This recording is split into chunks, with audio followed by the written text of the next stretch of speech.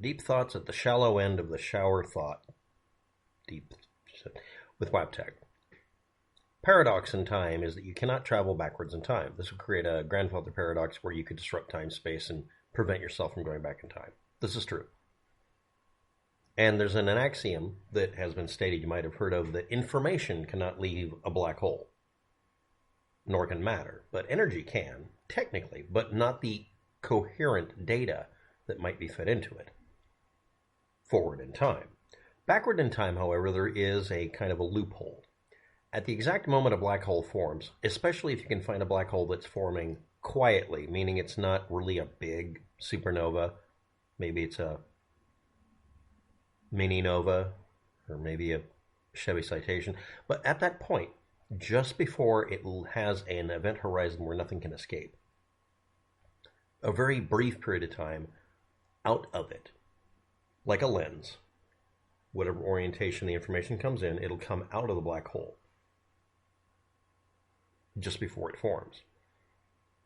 And in that brief instant, it would compact any radio signals fed into the black hole sometime in the future, an arbitrary period of time, or maybe some specific one. So how do we travel backward in time and take advantage of it? How do we exploit this loophole in time space? Because it doesn't cause damage to anything, it just warps and distorts the baud rate and frequency of your signals. You find a black hole that exists now that is, at one time or another, was far away from the Earth.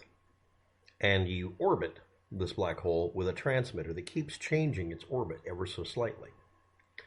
And as it does this, it blasts into the black hole radio signals to be picked up in the past. This would sound like noise to anyone in the past that wasn't looking at it correctly. And you'd have to feed it in at a very high frequency and a very high baud rate at the same time. What would come out of the black hole would be just before it collapsed, just before you'd even know it was there, just before it would even be something you would even detect, it would send out a loud, low frequency or lower frequency signal because of the whole time stretch thing. You could also transmit low frequency information during this just in case. Maybe it would come out higher frequency on the other end. But let's assume it would come out lower frequency. That means when you point your antenna up in space, you'd see a burst of noise that may last a whole day, or just an hour, or just 47 seconds. You might look at it as being really loud compared to everything in the background. And it might contain a time-stretched signature that you need to pick up. And you might need to keep aiming your antenna at. This wouldn't work well if it was an antenna, a big dish, aimed at a specific spot in the space, letting the Earth's rotation scan it, like a wow signal.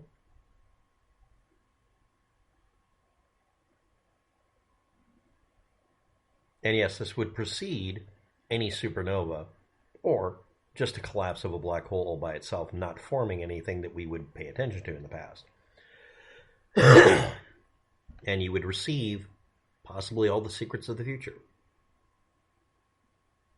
In fact, somebody might be doing that right now, aiming at bits of space that they got that night because they got the signal and it said all the coordinates that you need to use in the sky to keep staring at in the future. Because you never know when that signal will come out of someplace that isn't yet interesting, that will turn into a black hole that maybe you'd never notice anyway. Because once it's finished forming as a black hole, it will emit virtually nothing. Hence the name black hole. Just food for thought. So any of you out there who are working on this idea, if you're not aware of it, a fusion power plant and an orbiter orbiting a black hole, blasting away signals, all of them would be your transmitter point.